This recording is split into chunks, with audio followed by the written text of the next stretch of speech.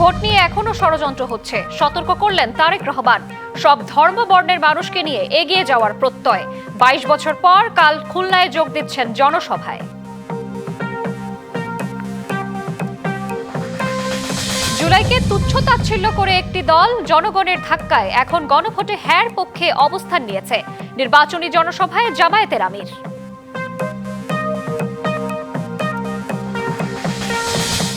Vote ঘিরে সরগরম online প্রচারণা। দেদারসে ছড়ানো অপতথ্যে বাড়ছে ঝুঁকি। এআই এর অপব্যবহার ও ভুয়া তথ্য রোধে ফ্যাক্ট চেকিং ও জনসচেতনতা বৃদ্ধির তাগিদ।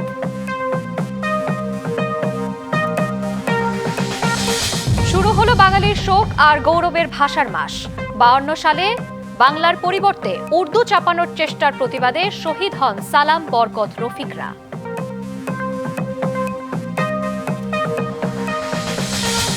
পরিবেশ সংরক্ষণের লক্ষ্যে আজ থেকে ৯ মাসের জন্য বন্ধ সেন্ট মার্টিন ভ্রমণ।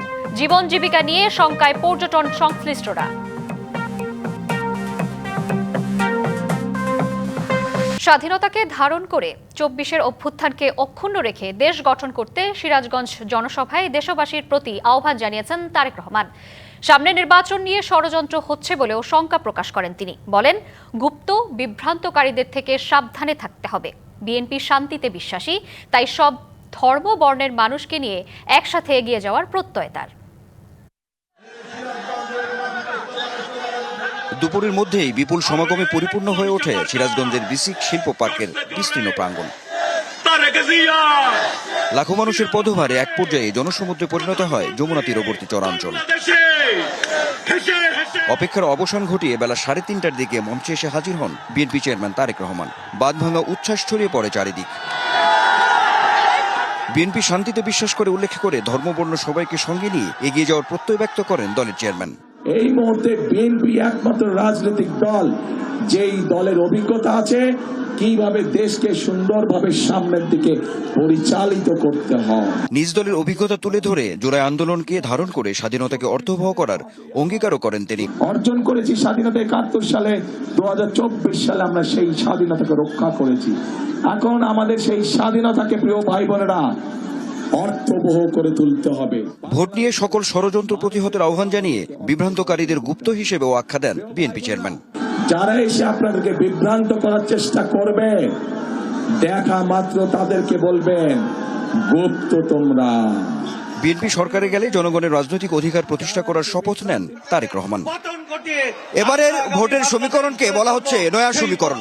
একই সঙ্গে ভোট ব্যাংক খোঁজা এবং ভোটার টানতে তীব্র প্রতিদ্বন্দ্বিতা বিরাজ করছে প্রার্থীদের মাঝে। বিএনপি চেয়ারম্যান তারেক রহমান যে বক্তব্য এবং পরিকল্পনা তুলে ধরলেন তাতে অনেক বেশি উচ্ছ্বসিত নেতাকর্মীরা। তারা বলছেন এই সমস্ত সমীকরণ ছাপিয়ে শেষ পর্যন্ত বিএনপিরই জয় হবে। সিরাজগঞ্জের জনসমাবেশ শেষ করে সন্ধ্যার দিকে টাঙ্গাইলে সমাবেশে যোগ দেন বিএনপি চেয়ারম্যান। তুমুল উচ্ছ্বাস আর আনন্দে প্রিয় নেতাকে স্বাগত জানায় লাখো মানুষ। ধানের শীষে ভোট চান তারেক রহমান। বলেন, সরকারে গেলে মানুষের ভাগ্য উন্নয়নে কাজ করবে তার দল। যে মানুষগুলো তাদের জীবন উৎসর্গ করে আজ আমাদেরকে এমন একটি পরিবেশ দিয়ে গেছে যেখানে আমরা দেশ গড়ার কাজ শুরু করতে পারবো। কাজেই আমাদেরকে অবশ্যই খুব সতর্ক এবং সঠিকভাবে এই সময়কে ব্যবহার করতে হবে। ভোটের আগে একটি দল অনৈতিক কাজ করছে বলে অভিযোগ করেন বিএনপি চেয়ারম্যান। যে এখনো কোন মহল চেষ্টা করছে যে কিভাবে ভোটকে বিভিন্নভাবে বাধাগ্রস্ত করা যায়। এনআইডি নাম্বার নেওয়ার চেষ্টা করছে, তাদের বিকাশ নাম্বার নেওয়ার চেষ্টা করছে, এইভাবে করে তাদেরকে বিভ্রান্ত করার চেষ্টা করছে। Anwar Hossain, DBC news, Tangail.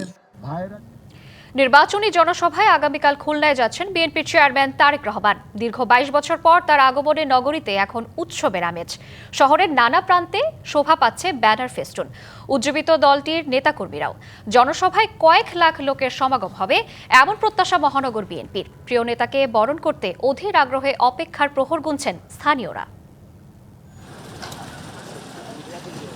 খুলনা মহানগরীর খালিশপুরের প্রভাত স্কুল মাঠের এই প্রস্তুতি বিএনপি চেয়ারম্যান তারেক রহমানের নির্বাচনী জনসভার। সোমবার বেলা ১১টায় যেখানে বক্তব্য রাখবেন দলটির প্রধান। প্রায় ২ যুগ পর তার আগমনকে ঘিরে শ্বাস রব উজ্জীবিত দলের নেতাকর্মী ও স্থানীয়রা। তার আগমন বার্তা খুলনা শহরে এবং খুলনার প্রত্যন্ত অঞ্চলে পৌঁছবার পরেই ইতিমধ্যে খুলনার মানুষের মধ্যে আনন্দের বন্যা বয়ে গিয়েছে। সাধারণ শ্রমিকদের মুখে হাসি ফোটে, সেই জন্য উনি এই সাধারণ মানুষ, শ্রমিক জনতা ঐক্যবদ্ধ হয়েছে। সমস্ত নেতাকর্মী কিন্তু উজ্জীবিত হয়ে রয়েছেন, মনে হচ্ছে যেন আমাদের কাছে একটা ঈদের আনন্দ। জনসভায় পরিচয় করিয়ে দেবেন 3 জেলার প্রার্থীদের। আয়োজনের সব প্রস্তুতিও প্রায় সম্পন্ন। খালিশপুর নয়, খুলনা নগরী হবে তারেক রহমানের মঞ্চ, যে মঞ্চে তারেক রহমানের এই তারেক ফোবিয়াতে খারা খুলনার মানুষ আজকে ব্যাপকভাবে আলোড়িত হবে। তুলে ধরবেন এই অঞ্চল নিয়ে তার ভাবনা, নির্বাচনের দিক নির্দেশনা দেবেন প্রার্থীদের। তিনি তার দলের প্রার্থীদের পরিচয় করিয়ে দিতেই উনি খুলনা আসছেন এবং খুলনার সমস্যা নিয়ে উনি কাজ করছেন। সমস্যার সমাধানের জন্য উনি ওনার আগামী দিনের কর্মপরিকল্পনায় খুলনায় উনি প্রকাশ করবেন। এই ভোট উপলক্ষে জনগণের দলে দলে যাচ্ছেন, তাদের কাছে একটি বার্তা, তারা তাদের আগামী দিনের যিনি বাংলাদেশের দায়িত্ব নেবে বলে সবাই আশা করছে তাকে সম্মুখে সচক্ষে দেখতে চায়। খুলনা বিভাগের স্মরণকালের বিশাল জনসভা হবে এমন প্রত্যাশা মহানগর বিএনপির সভাপতির। আমাদের নেতা যখন এখানে আসবেন, আমরা মনে করি লক্ষ লক্ষ লোকের সমাবেশ হবে এবং শুধু এই অঞ্চল না, সারা শহরে ব্লক হয়ে যাবে মানুষের। বিএনপি চেয়ারম্যানের নিরাপত্তাকেও বিশেষ গুরুত্ব দিচ্ছে আইনশৃঙ্খলা বাহিনী, জানাচ্ছে প্রশাসন। DBC news desk. একটি দল জুলাইকে তুচ্ছ তাচ্ছিল্য করলেও জনগণের চাপে পড়ে এখন গণভোটে হ্যাঁর পক্ষে অবস্থান নিয়েছে, এমন মন্তব্য করেছেন জামায়াতে ইসলামী আমির ডাক্তার শফিকুর রহমান। বলেন, ২৬ সালে নির্বাচন চাইবেন কিন্তু জুলাই মানবেন না, তা হতে পারে না। শনিবার নির্বাচনী জনসভায় এসব কথা বলেন তিনি। কুমিল্লায় 3টি ও ঢাকার কেরানীগঞ্জে 1টি জনসভায় অংশ নেন 11 দলীয় জোটের শীর্ষ নেতারাও। কুমিল্লার 14 গ্রামে জামায়াতের নির্বাচনী জনসভায় সকাল থেকে নেতাকর্মীরা যোগ দেন দল বেঁধে। বেলা বাড়ার সঙ্গে সঙ্গে জনসভাস্থল ছাড়িয়ে জনতার উপস্থিতি পৌঁছায় মহাসড়ক পর্যন্ত। সভায় বিশেষ অতিথি খেলাফতে মজলিসের আমির মাওলানা মামুনুল হক, এনসিপির আহ্বায়ক নাহিদ ইসলাম এবং ডাকসু ভিপি সাদিক কায়েম প্রত্যেকেই ভোট চাইলেন কুমিল্লায় 11 আসনের জামায়াত মনোনীত প্রার্থী সৈয়দ আব্দুল্লাহ মোহাম্মদ তাহেরের পক্ষে। এর আগে 2001 সালে এই আসন থেকেই এমপি নির্বাচিত হয়েছিলেন ডাক্তার তাহের। আবারও ভোট চাইলেন এই জনপদের মানুষের কাছে।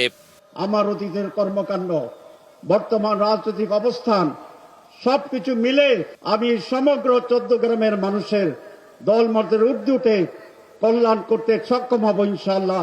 ডক্টর সৈয়দ আব্দুল্লাহ মোহাম্মদ তাহের ভাইকে দাঁড়িপাল্লা মার্কায় ভোট দিয়ে জয়যুক্ত করে সংসদে পাঠাবেন। জনসভায় জামায়াতের আমির বলেন, আর কোনো আধিপত্যবাদী গোষ্ঠীকে দেখতে চায় না এদেশের মানুষ। এ সময় দাঁড়িপাল্লার পক্ষে ভোট চান তিনি। আমরা আর কোনো আধিপত্যবাদকে মানব না। আপনাদের দোয়া এবং ভালোবাসায় মহান আল্লাহ তাআলার ইচ্ছায় বিইজনিল্লাহ ইনশাআল্লাহ এই 11 দল আপনাদের পক্ষ হয়ে এই জাতি পরিচালনা করবে। পরে কুমিল্লার নিমসার ও দাউদকান্দিতে পথসভায় জামায়াতের আমির নির্বাচনে জয়ী হলে ন্যায় ও ইনসাফের বাংলাদেশ গড়ার প্রতিশ্রুতি দেন। দুঃখের অংশীদার হয়ে ঢাকায় ফেরার পথে কেরানীগঞ্জের জনসভায় তিনি পরিবর্তনের পক্ষে জামায়াতের প্রার্থীদের ভোট দিয়ে জয়যুক্ত করার আহ্বান জানান। আমরা এসেছি আপনাদের পরিবারের সদস্য হতে, মেহেরবানি করে আপনাদের পরিবারের সদস্য হিসাবে আমাদেরকে কবুল করুন। এরপরে ঢাকা জেলায় জামায়াতে ইসলামীর জনসভায় যোগ দেন জামায়াতের আমির। এ সময় একটি দলের সমালোচনা করে ডাক্তার শফিকুর রহমান বলেন, জুলাইকে তুচ্ছ তাচ্ছিল্য করলেও একটি দল জনগণের ঠেলায় পড়ে গণভোটে হ্যাঁ এর পক্ষে অবস্থান হয়েছে। অনেকে গুপ্ত সুপ্ত আরো কত কিছু বলে, রে ভাই, এগুলার কোন সীমানা নাই। নিজেই যারা গুপ্ত হয়ে উদাও হয়ে গিয়েছিল বছরের বছর, যারা মজলুমদেরকে বলে এরা নাকি গুপ্ত আর সুপ্ত। ভাই, আয়নায় নিজের চেহারা দেখে অন্যেরটা দেখে লাভ নাই রে ভাই। জামায়াত আমির বলেন, 26 সালে নির্বাচন চাইবেন কিন্তু জুলাই মানবেন না, তা হতে পারে না। এ সময় 11 দলীয় জোটের প্রার্থীদের হাতে প্রতীক তুলে দেন জামায়াতের আমির। 26 সালের নির্বাচন চাইবো আবার জুলাই মানবো না। কুমিল্লার 14 গ্রাম থেকে দাউদকান্দি হয়ে ঢাকার জনসভা, সবখানে বার্তা দিলেন জামায়াতের আমির। সে যাত্রার অংশ হবে কর্মী, সমর্থক, সাধারণ মানুষ। সবাইকে আহ্বান জানালেন দাঁড়িপাল্লা ও হ্যাঁ এর পক্ষে ভোট দেওয়ার জন্য। জুলাই সংস্কার প্রস্তাবগুলো যাবে, গণভোট হবে, বলে যে গণভোট আবার কিসের। এরপরে ঠেলা খাইয়া যখন মানলো তখন বলে যে না, গণভোট আলাদা হতে পারবে না, একই দিনে হতে হবে। তাদের দাবির প্রকৃতি করা হলো, এখন বলে আমরা গণভোট মানি না। Hasan Al Mamun, DBC news, Dhaka. শেরপুরে নির্বাচনী জনসভায় যোগ দেবেন জামায়াতের ইসলামের আমির ডাক্তার শফিকুর রহমান। জনসভায় যোগ দেওয়ার আগে শেরপুরের শ্রীবর্দিতে নির্বাচনী সংঘর্ষে নিহত জামায়াত নেতা মাওলানা রেজাউল করিমের কবর জিয়ারত করবেন। এ নিয়ে আরও জানাতে সরাসরি যুক্ত হচ্ছেন সহকর্মী এস.এম. জুবায়ের। জুবায়ের, শেরপুরে জামায়াত আমিরের সফর ঘিরে বিস্তারিত কি তথ্য আছে জানাবেন?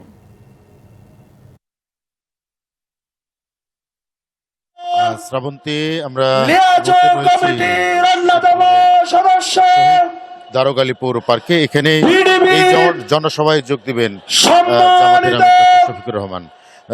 তিনি 10:30 নাগাদ শ্রীবর্দী গোপালখিলা মাঠে হেলিকপ্টার যোগে এসে সেই জামাত নেতার কবর জিয়ারত করবেন এবং এরপর সেখান থেকে শেরপুর স্টেডিয়ামে সেখান থেকে জনসভাস্থলে এসে এই জনসভায় যোগ দেবেন। ইতিমধ্যে এই জনসভার আনুষ্ঠানিক কার্যক্রম শুরু হয়েছে।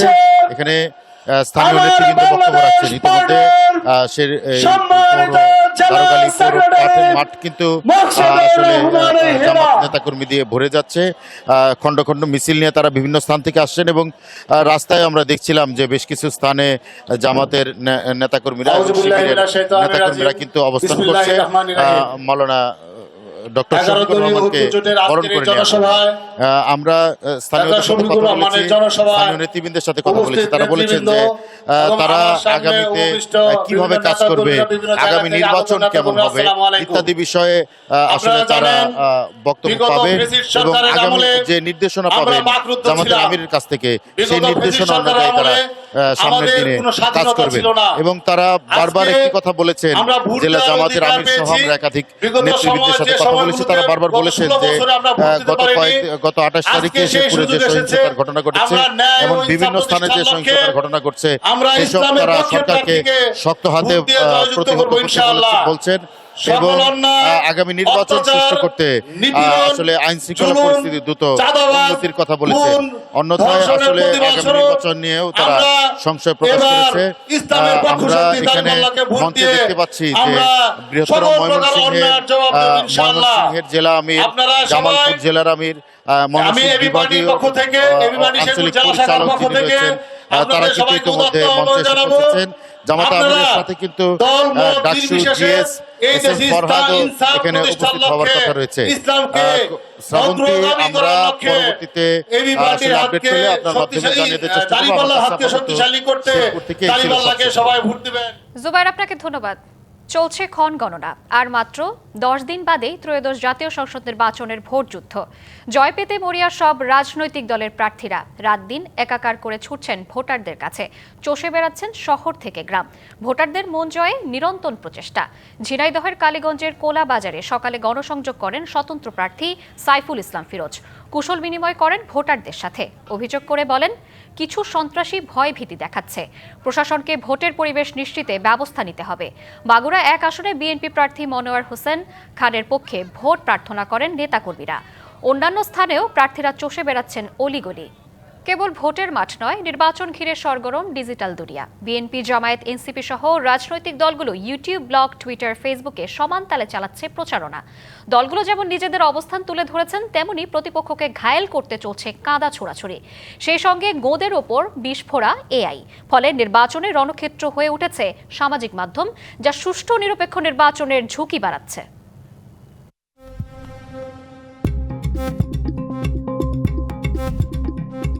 ত্রয়োদশ সংসদ নির্বাচন ঘিরে নাম সর্বস্ব প্রায় 100টি অনলাইন পেজ থেকে প্রতিপক্ষকে ঘায়েল করতে ছড়ানো হচ্ছে নানান অপতথ্য।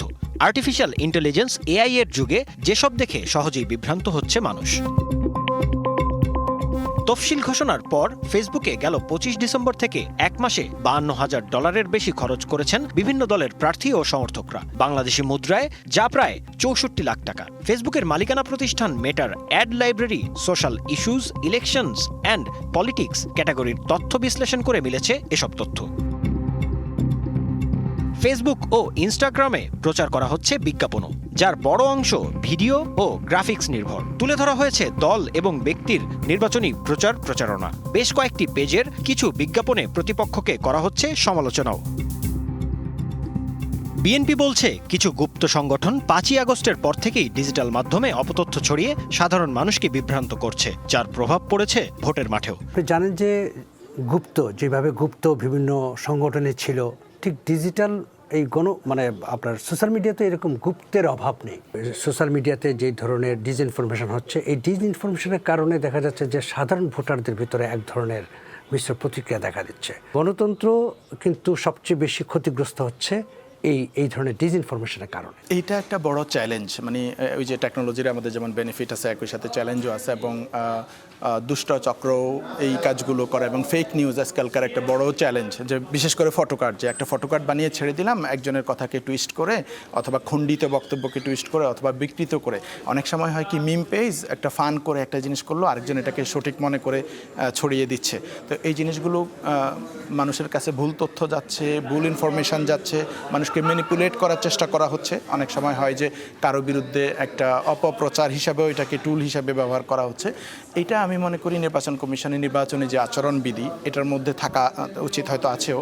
তো এই আচরণবিধিতে দলগুলো তাদের যে মেইন স্ট্রিম পেজগুলো থেকে যে ক্যাম্পেইন করছে, অ্যাটলিস্ট তাদেরকে তো আমরা দায়বদ্ধতার মধ্যে, জবাবদিহিতার মধ্যে নিয়ে আসতে পারি, ভুয়া তথ্য ছড়ায়। এখন আপনি কি বলবেন? আইসিটি বিশেষজ্ঞ ফাহিম মাসরুর মনে করেন, সাইবার হামলার ঝুঁকি কিছুটা কম থাকলেও এআই এর অপব্যবহার ও ভুয়া তথ্য রোধে বাড়াতে হবে ফ্যাক্ট চেকিং ও জনসচেতনতা। আমি মনে করি দুইটা ব্যাপার, একটা জেনারেল নলেজ বাড়াতে হবে, সাধারণ মানুষের সচেতনতা তৈরি করতে হবে, তার ডিজিটাল লিটারেসি বাড়াতে হবে। আরেকটা হতে হবে যেটা হচ্ছে ফ্যাক্ট চেকিং। যে সরকারের, বিদেশে কিন্তু দেখবেন যে এই ফ্যাক্ট চেকিং অর্গানাইজেশনগুলো, সেগুলো কিন্তু সরকারি সহায়তা বা সরকারি ফান্ডেই চলে।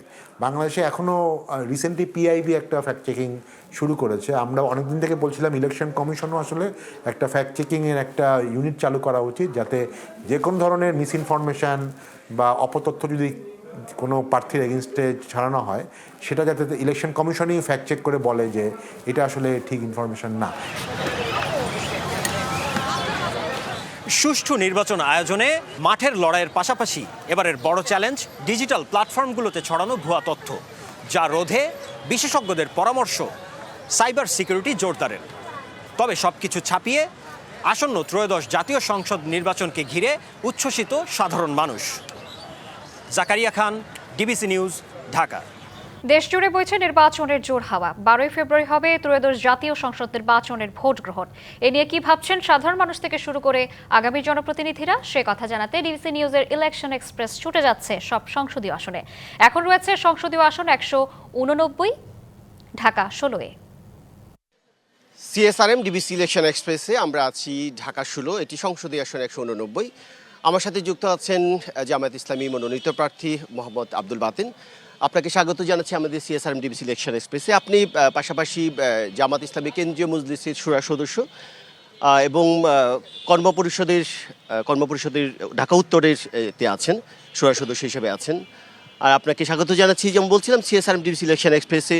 তো আপনার পল্লবী এবং রূপনগর এরিয়াতে তো আপনি আপনার পদে, আপনার দলে বেশ একজন জনপ্রিয় প্রার্থী, কিন্তু নির্বাচনে জয়ী হওয়ার জন্য সাধারণ মানুষেরও মন জয় করতে হয়। সব কিছু মিলে আপনি কেমন দেখছেন আপনার এই আসনটি? ধন্যবাদ। আলহামদুলিল্লাহ, মানুষের মধ্যে দীর্ঘদিন পর মানুষ একটা উন্মুক্ত পরিবেশে ভোট দেওয়ার সুযোগ পাচ্ছে, এজন্য যথেষ্ট উৎসাহ উদ্দীপনা দেখা যাচ্ছে। এবারে বিশেষ করে মানুষের যে মনোভাব খুবই সুস্পষ্ট, সেটা হচ্ছে মানুষ একটা পরিবর্তন চায়। দীর্ঘদিন ধরে মানুষ বহুমুখী জুলুম নির্যাতনের মধ্যে ছিল, গুম খুনের মধ্যে ছিল, তাদের মতামত প্রকাশের স্বাধীনতা ছিল না।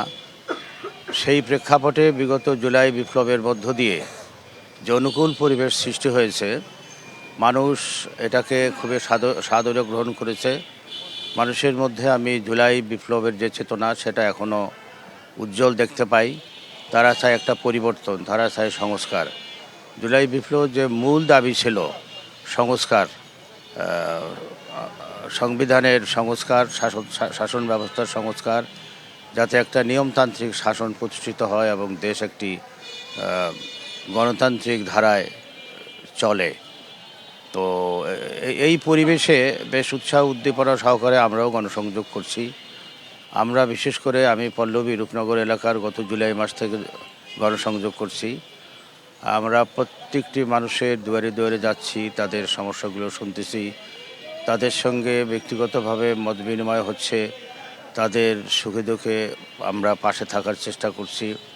আপনারা জানেন যে বাংলাদেশ জামায়াতে ইসলামী এমনিতেও আমাদের নিয়মিত কর্মসূচির অংশ হচ্ছে সমাজ সেবামূলক কার্যক্রম।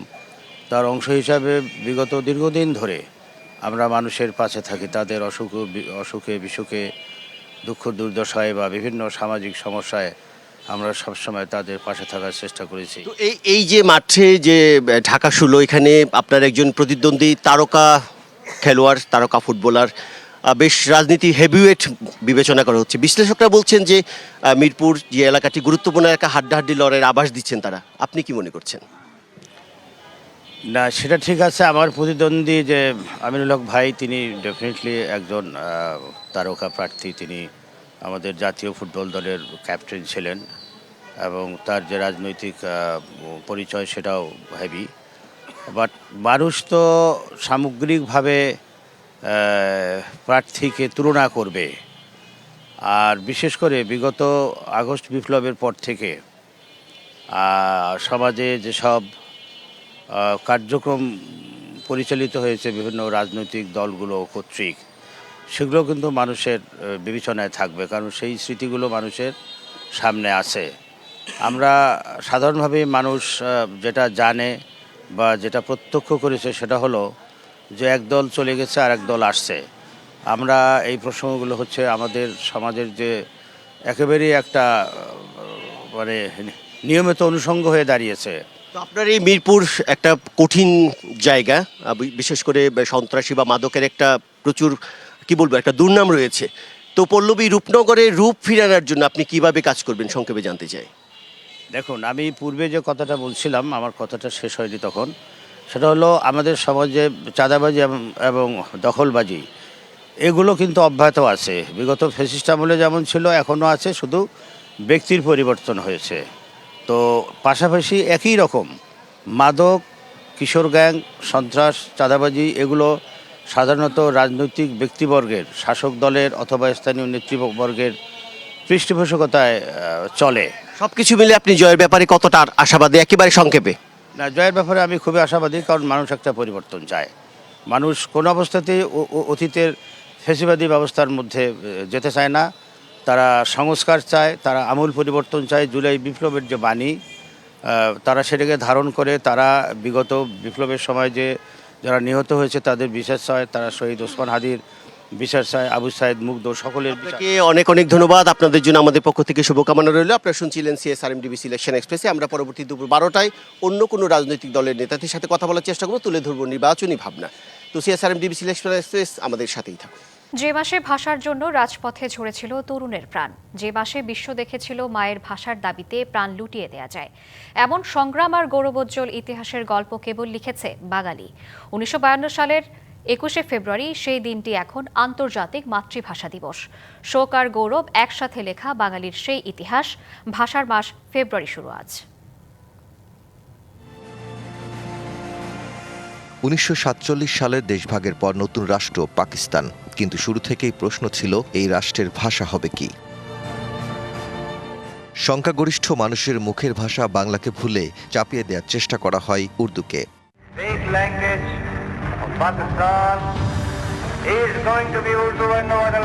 অবশ্যম্ভাবীভাবে প্রতিবাদ মুখর হয়ে ওঠে বাংলার মানুষ। 1952 সালে সেই প্রতিবাদ রূপ নেয় আন্দোলনে ঢাকার রাজপথে নামে ছাত্র জনতা। 21শে ফেব্রুয়ারি 144 ধারা অমান্য করে ঢাকা বিশ্ববিদ্যালয় এলাকায় মিছিল বের করা হয়। পুলিশের গুলিতে শহীদ হন সালাম, বরকত, রফিক, জব্বার সহ অনেকে। রক্তে লেখা হয় ভাষার ইতিহাস। এই আত্মত্যাগের পথ ধরেই 1956 সালে পাকিস্তানের অন্যতম রাষ্ট্রভাষার স্বীকৃতি পায় বাংলা, যা পরবর্তীতে স্বাধীনতা আন্দোলনের ভিত্তি তৈরি করে। ইউনেস্কো 1999 সালে 21শে ফেব্রুয়ারিকে আন্তর্জাতিক মাতৃভাষা দিবস হিসেবে স্বীকৃতি দেয়। তাই ফেব্রুয়ারি শুধু একটি মাস নয়, আত্মত্যাগ আর অধিকার আদায়ের প্রতীক। Daud Khan, DBC news, Dhaka. চট্টগ্রাম বন্দরের নিউ মেরিন কন্টেইনার টার্মিনাল বিদেশিদের কাছে ইজারা দেওয়ার প্রতিবাদে দ্বিতীয় দিনের মতো শ্রমিক কর্মচারীদের কর্মবিরতি চলছে। এতে আংশিক বন্ধ হয়ে গেছে বন্দরের কার্যক্রম। কর্মসূচির ডাক দিয়েছেন জাতীয়তাবাদী শ্রমিক দল ও সাবেক সিবিএ নেতারা। সকাল থেকে বন্দরের বিভিন্ন গেটে অবস্থান নিয়ে কর্মসূচি পালন করছেন আন্দোলনকারীরা।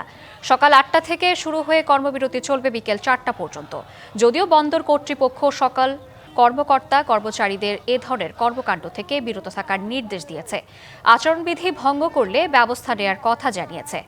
এদিকে আন্দোলনে নেতৃত্ব দেয়া চট্টগ্রাম বন্দরের 4 কর্মচারীকে শনিবার পানগাঁও আইসিটিতে বদলি করা হয়েছে। গঠন করা হয়েছে তদন্ত কমিটি।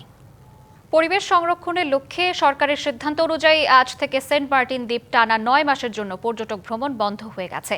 দ্বীপের 2 শতাধিক হোটেল, রিসোর্ট, রেস্তোরাঁ আর অধিকাংশ দোকানপাটে তালা ঝুলছে। ফলে দ্বীপের মানুষের সামনে চরম দুর্ভোগ নেমে আসবে বলে শঙ্কা দেখা দিয়েছে। সময়টা আরেকটু বাড়ানো গেলে ক্ষতি কিছুটা লাঘব হতো বলে মনে করেন তারা। নীল জলরাশি, সাদা বালুতট আর গাংচিলেদের উড়োউড়ি, স্বপ্নের মতো সুন্দর দ্বীপ সেন্ট মার্টিন। প্রবাল প্রাচীর, কেয়াবন, সারি সারি নারিকেল গাছ, পর্যটকদের কাছে রোমাঞ্চের হাতছানি। প্রকৃতি ও পরিবেশের ভারসাম্য রক্ষায় গেল বছর থেকেই মেনে চলতে হচ্ছে বেশ কিছু বিধিনিষেধ। নভেম্বর থেকে জানুয়ারি পর্যন্ত 3 মাস পর্যটকদের ভ্রমণের অনুমতি থাকলেও 1 মাস রাত্রিযাপনের অনুমতি ছিল না। নির্দেশনা মতে রবিবার থেকে সেন্ট মার্টিনগামী কোনো পর্যটকবাহী জাহাজ চলবে না। এতে দ্বীপের পর্যটন নির্ভর ব্যবসায়ী, শ্রমজীবী ও পরিবহন খাতের মানুষের মধ্যে নতুন করে জীবিকা সংকটের আশঙ্কা দেখা দিয়েছে। আমরা খুব হিমশিম খেয়ে যাচ্ছি। স্টাফ ম্যানেজমেন্ট কতটুকু নিচ থেকে দিতে হচ্ছে এটা এখন আমাদের চিন্তার বিষয়। এই জিনিসটা সিন্ডিকেটের মধ্যে পড়ে গেছে। এই লোকাল ব্যবসায়ীরা বেশি ক্ষতিগ্রস্ত আছে। মানবিক দিক বিবেচনায় অন্তত 4 মাস বা কমপক্ষে ফেব্রুয়ারি পর্যন্ত সেন্ট মার্টিন পর্যটকদের জন্য উন্মুক্ত রাখার দাবি উঠেছে। 2 মাসের জায়গায় যদি 5 মাস উন্মুক্ত রেখে পর্যটক আসতে দেওয়া হয় সেন্ট মার্টিন, এটা দ্বীপবাসী তথা সবার জন্য খুবই ভালো। সাধারণত প্রতি বছর 1 অক্টোবর থেকে 31 মার্চ পর্যন্ত সেন্ট মার্টিনে পর্যটন মৌসুম চললেও এবার সময়সীমা কমিয়ে 3 মাস করা হয়। সময় কমিয়ে দেয়ায় এবার পর্যটনের ভরা মৌসুমেও প্রত্যাশিত আয় করতে না পারায় হতাশ ব্যবসায়ীরা। সরকার যে সিদ্ধান্ত আমাদের উপর চাপিয়ে দিয়েছে তার আলোকে আমরা আগামীকাল থেকে জাহাজ চলাচল বন্ধ। নির্বাচিত কোনো সরকার আসলে, জনগণের সরকার আসলে তখন আমরা আমাদের দাবি দাওয়া নিয়ে যাব। এদিকে মিয়ানমারের অভ্যন্তরে আরাকান আর্মি ও জান্তা সরকারের মধ্যে উত্তেজনার কারণে টেকনাফের দমদমিয়া জাহাজ ঘাট থেকে সেন্ট মার্টিন রুটে দীর্ঘদিন ধরে পর্যটকবাহী জাহাজ চলাচল বন্ধ। DBC news desk.